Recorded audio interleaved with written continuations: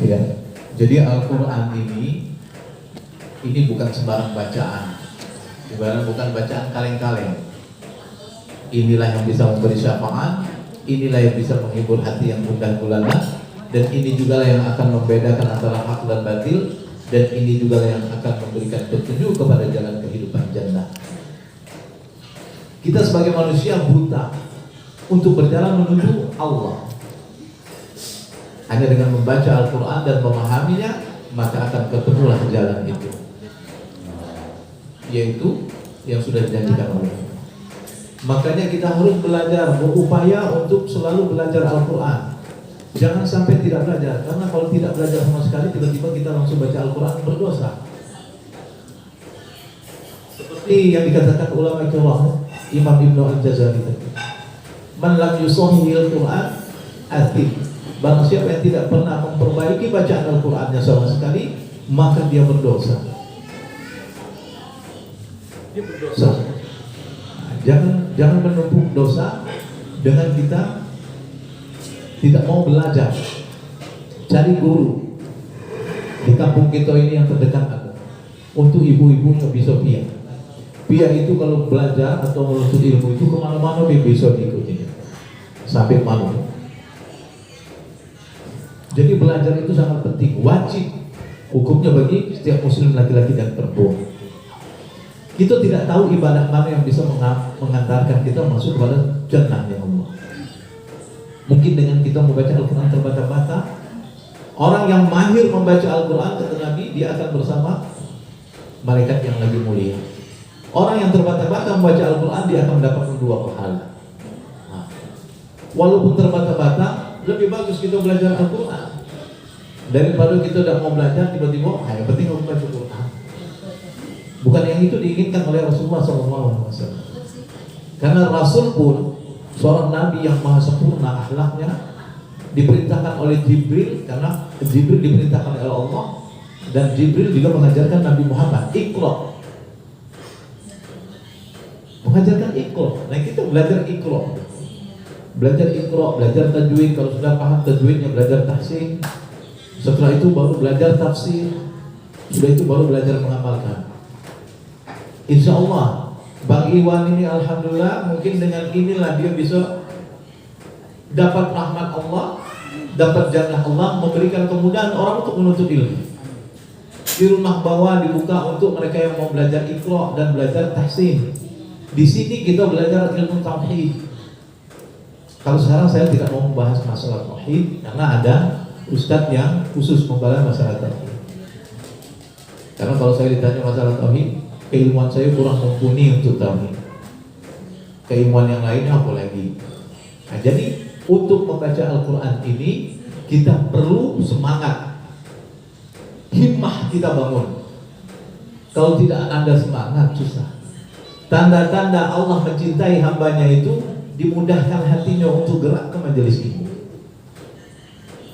dimudahkan hatinya untuk berlama-lama di majelis ilmu. Itu tanda Allah mencintai kita. Tanda Allah mencintai kita lagi, atau tanda Allah itu ingin kita baik adalah Allah mudahkan kita memahami dalam ilmu agama.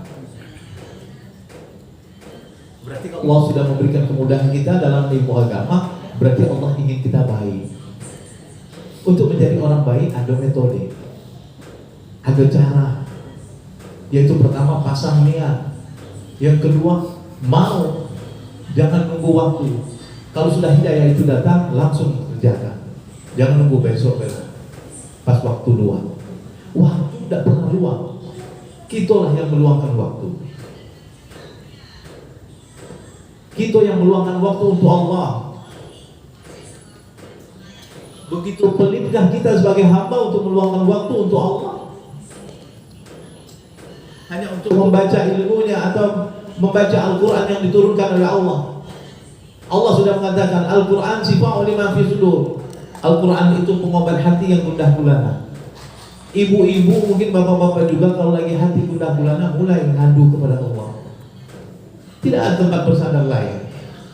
Bersandar kepada manusia, berharap kepada manusia, tunggulah kecewa. Tapi di saat engkau bersandar kepada Allah dan berharap kepada Allah, tunggulah nikmat Allah.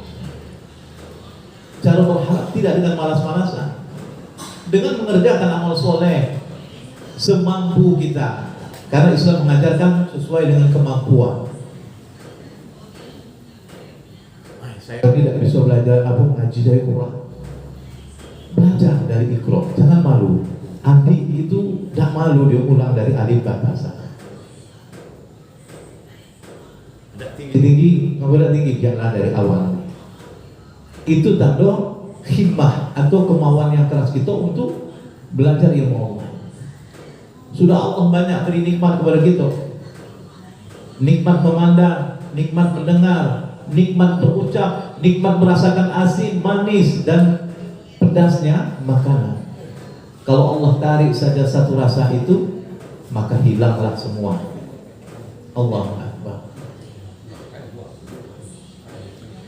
Apa kata Ibrahim bin Adham, anak muridnya berkata, wahai guru, kenapa orang berdoa selalu tidak dikabulkan oleh Allah? Padahal Allah sudah berjanji dalam Al-Quran, ud'uuni astajib lakum, berdoalah kepadaku maka akan dikabulkan. Berarti ada yang salah dalam hati, berarti ada yang salah dalam diri. Apa kata Ibrahim bin Adham kepada muridnya?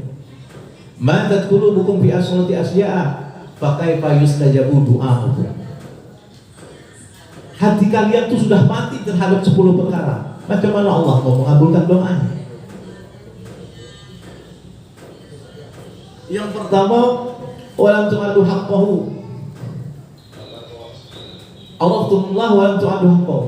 Kalian merasa dekat kepada Allah tapi tidak pernah mengamalkan atau menjalankan hak-hak Allah. Pernah kita menjalankan hak Allah? Belajar ini hak Allah. Belajar ini hak Allah. Belajar ilmu agama hak Allah. Belajar Al-Quran hak Allah. Pernahkah kita penuhi? Pernahkah kita pernah mendatangkan seorang guru untuk belajar menuntut ilmu?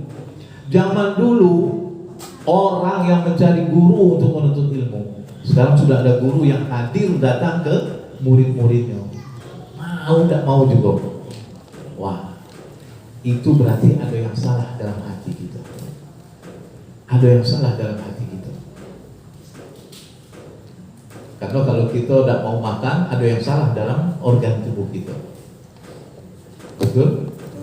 Nah, berarti mah kita kumat. Obatnya kan harus dibeli untuk menyembuhkan penyakit yang di dalam ini. Fisik yang luar ini hanya dampak daripada penyakit yang ada di dalam.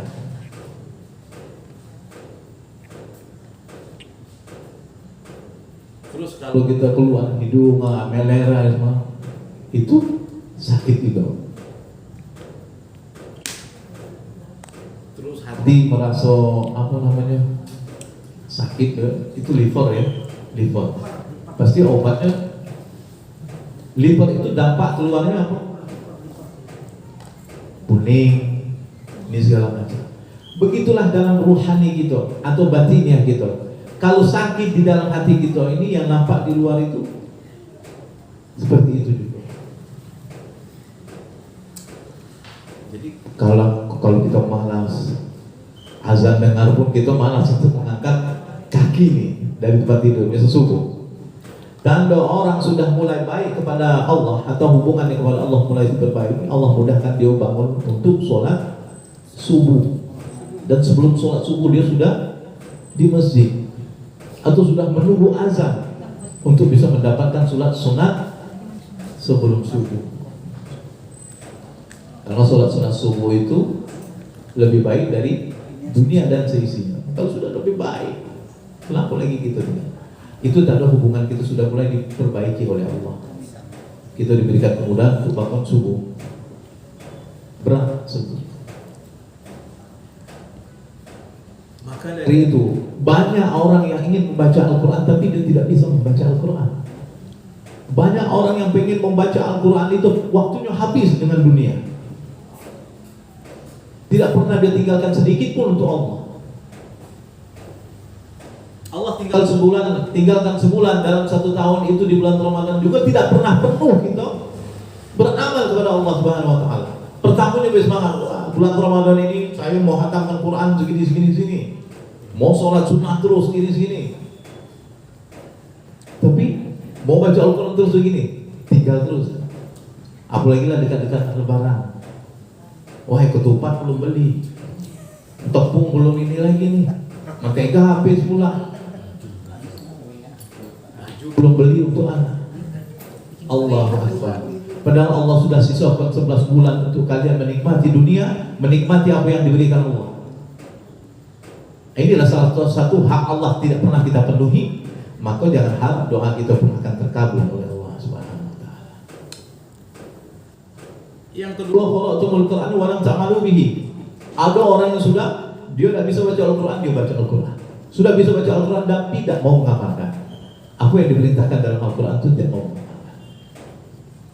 Nabi hanya Nabi yang bisa mampu mengaplikasikan Al-Qur'an itu ke dalam kenyataan hidup. Itulah artinya sunnah. Nah, kita harus begitu juga paham. Jadi kalau sudah mampu membaca Al-Quran maka mengamalkan. Kayak Bang Iwan mampu, Bang Panca mampu, Bang Wahab mampu. Belum mampu, dimampukan Allah. Semuanya manusia tidak mampu sebenarnya kalau bukan Allah yang memampukan. Agar Allah memampukan kita, seringlah dekat sama Allah, sering perbanyak zikir. Dua kesalahan manusia dalam hidup. Ibnu Taimiyah mengatakan, yang pertama manusia berbuat maksiat, berbuat dosa. Yang kedua manusia melalaikan Allah Subhanahu wa taala, melalaikan dari mengingat Allah. Obatnya, orang yang berbuat maksiat maka banyaklah istighfar. Orang yang melalaikan Allah maka perbanyaklah zikir kepada Allah Subhanahu wa taala. Sehingga Allah mudahkan.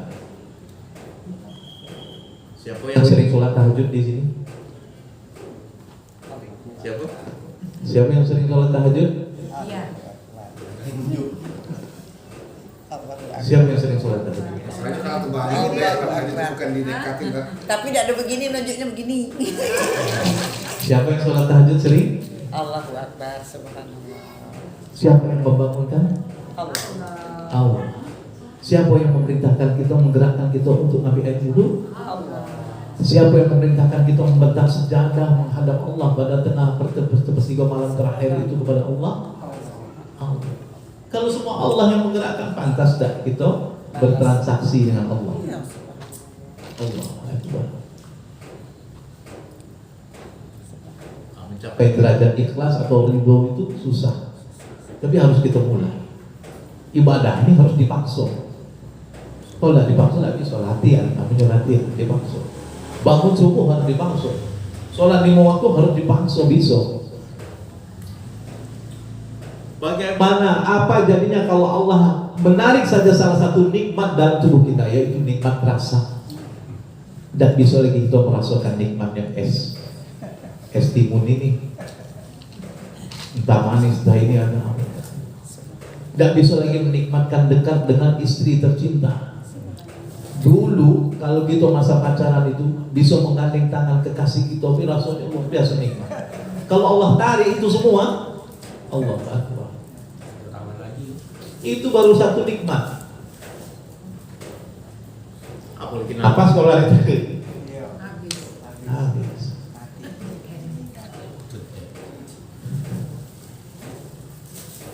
Makanya sebenarnya ibu matonya ibu sebenarnya tidak berfungsi ibu. Yakin dan ibu. Mata kita ini tidak berfungsi ibu. Tidak bisa melihat. Percaya? Percayalah bahwa semua organ tubuh kita tidak bisa. Telinga kita tidak bisa mendengar, mata kita tidak bisa melihat, hidung kita tidak bisa mencium, mulut kita tidak bisa merasa. Kenapa itu bisa semua? Mata kita bisa melihat karena apa? Mata kita bisa melihat karena Allah memberikan sinar. Telinga kita bisa mendengar karena Allah menimbulkan suara. Mulut kita merasakan asing karena Allah menciptakan rasa. Kalaulah semuanya mati lampu di muka bumi ini, bisa mata kita melihat? Saya tanya. Tapi mata ada? Ada. Artinya apa? Ini bagaikan hiasan bahwa Al-Quran itulah nurun, cahaya yang akan menerangi hidup kita nanti di akhirat.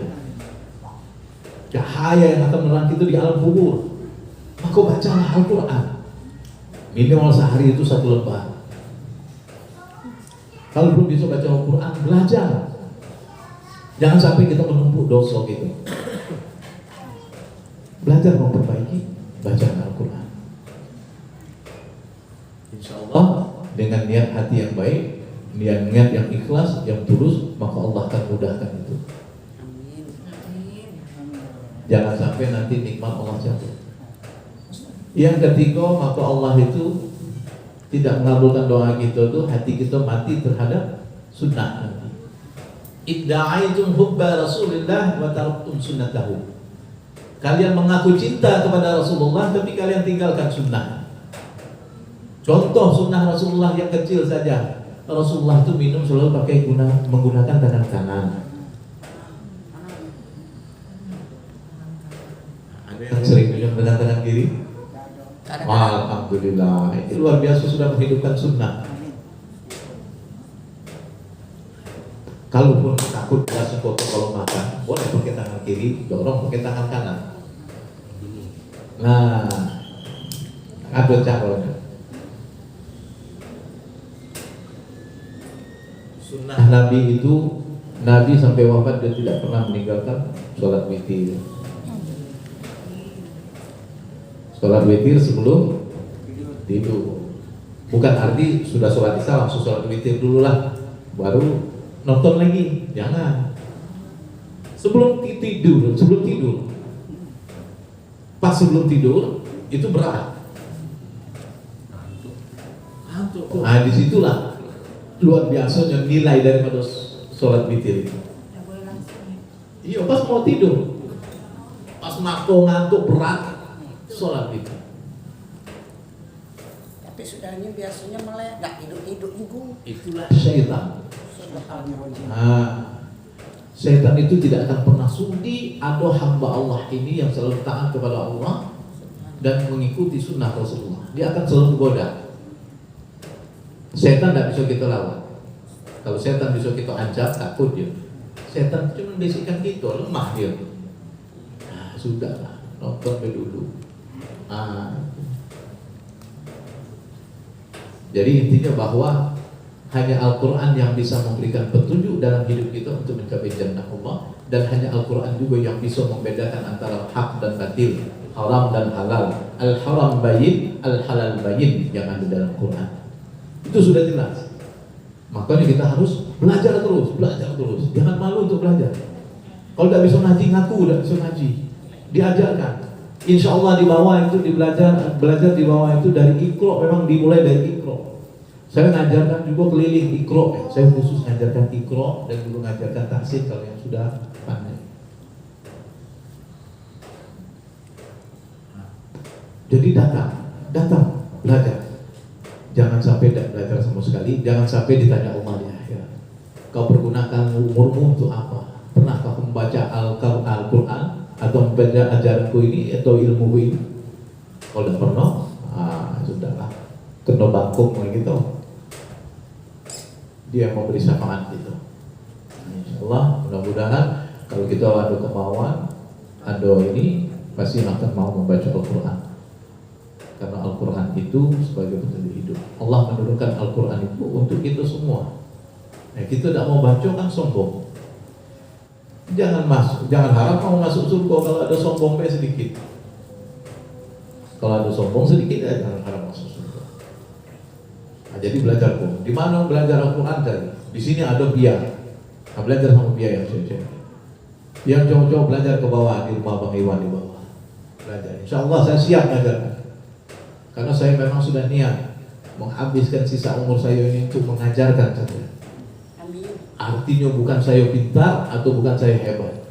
Saya belajar juga sebenarnya, cuma tekniknya berbeda. Saya belajar dengan tekniknya mengajarkan. Kalau itu lupa lagi ilmunya. Lupa. Jadi itulah kehidupan kita itu tidak lain hanya untuk beribadah kepada Allah. Mencari nafkah ini ibadah juga. Untuk memenuhi kebutuhan kita agar kita bisa beribadah kepada Allah, bukan untuk memenuhi kebutuhan kita agar kita bisa bergelimang harta. Kalau bergelimang harta tapi tidak bermanfaat, harta itu kan percuma. Bergelimang harta tapi bisa digunakan untuk sedekah, bangun masjid, itu lebih bagus. Ada sahabat yang kaya, Abdurrahman bin Auf gitu. Saking takut hartanya banyaknya, akhirnya dijual tambah gitu, malah tambah banyak pula hartanya lagi. Makin takut.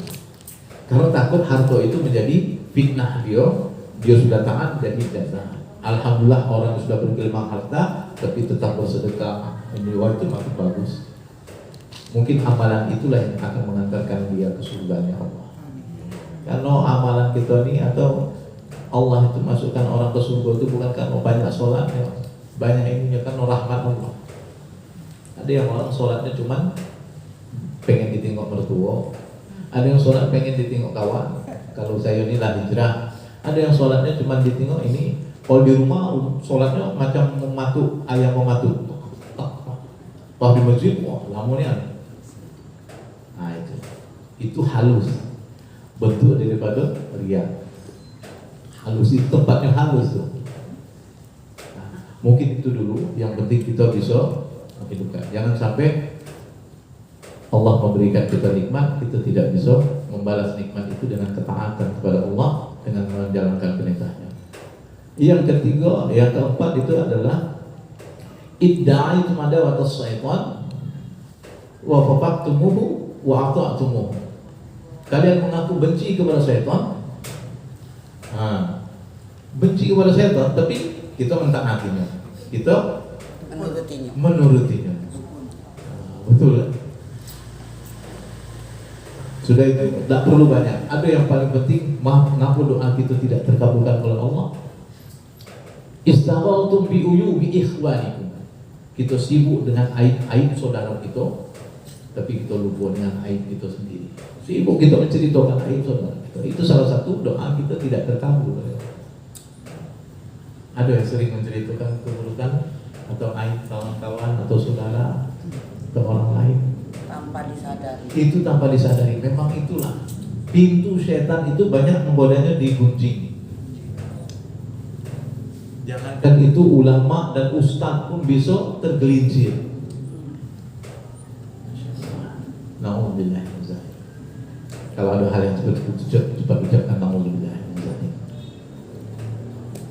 Nah, jadi Allah sudah memberikan nikmat kepada kita semua. Cara kita bersyukur kepada Allah, jalan yang diperintahkan Allah. Belajarlah Al-Quran, pelajarilah Al-Quran, karena dia akan memberikan syafaat kepada kita di akhirat kelak. Nah, sampai di sini dulu. Yang mau bertanya boleh silakan. Allah semampu saya akan jawab. Kalau belum bisa saya jawab, nanti saya balik ke rumah dulu. Saya tanya pula sama guru saya dulu. Ya, silakan mungkin. Siapa yang mau bertanya silakan. Ini baru 5 nih tak? Tak banyak-banyak. Iya, nggak usah banyak-banyak. 5 baik. Cukup 5 itu jalankan dulu. Pak 5 mantol. Baru Apa yang 5. pertama tadi dah dengar? Iya. Yang pertama tidak memenuhi Allah. Iya. Alhamdulillah wa lam tu'addu haqqahu. Yang kedua tidak mengamalkan Al-Quran. Yang ketiga, hatinya mati terhadap sunnah Rasulullah. nah, yang keempat mengaku benci pada setan. Tapi Tapi mengikutinya. mentaatinya. Ah. Terus Yang kelima sibuk dengan aib orang sehingga lupa terhadap aib sendiri. Iya. itu baru sekretaris. Oh, Share ke grup. itu yang susah. Berarti Biasa. ada berapa tuh? 10. 5 mantol sudah. Saya nak bertanya yang Maksudnya nomor 5 itu jalani dulu. Yo, yang nomor 5 saya nak bertanya. Menghindari gunjingan. Terus terang kami ibu-ibu nih kadang-kadang lah capek masak atau nak masak hidup TV yang paling suka ditengok di TV itu gosip. Gosip itu kalau niat saya nonton gosip itu, oh kalau dia nih begini, hukumnya begini, orang ini begini, kita harus buat begini. Saya niatnya begitu. Tapi tanpa saya sadar, rasolah kau. Nah, kan ada kata gitu. Nah, itu saya termasuk ke orang yang gosip tadi dosa kan? Nah, dapat saya dosa atau saya termasuk tengah-tengah abu-abu. Karena niat saya tadi kan semuanya dikerjakan dengan niat. Nah, Situ biasa tanya saya. Alhamdulillah innamal a'malu binniyat. Segala amal perbuatan itu pasti awal dari niat. Tapi niat inilah dipergunakan setan untuk digelincirkan. Niat pertama kita baik, setelah kita nonton TV maka tergelincir. Disitulah setan bertemu. Allahu Akbar. Ya, TV ini adalah panglima Yahudi untuk menghancurkan keimanan. Bisa, karena di situ banyak saluran macam-macam. Ada yang menampakkan aurat, ada yang menampakkan. Maka hindari